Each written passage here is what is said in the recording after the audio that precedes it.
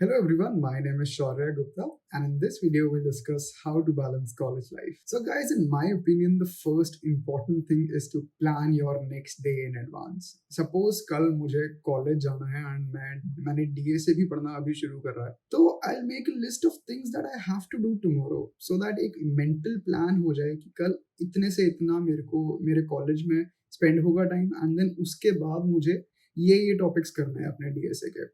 इससे आपका ना नेक्स्ट डे के लिए एक प्लान पहले से ही रेडी रहेगा and it will eliminate the need of planning and also procrastination को भी काफी हटाएगा. And next step is to organize your to do items based on their importance.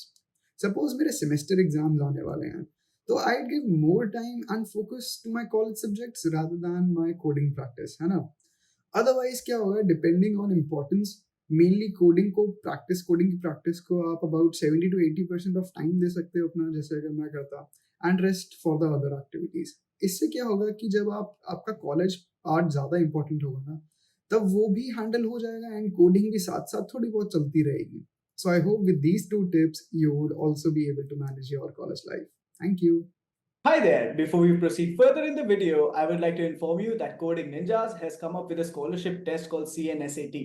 If you participate in this test, you can avail up to 100% scholarship on any course at Coding Ninjas. It can be DSA, web development, product company interview preparation, and even data science and many more courses. So if you want to participate, click on the link in the description below or the pinned comment and participate now.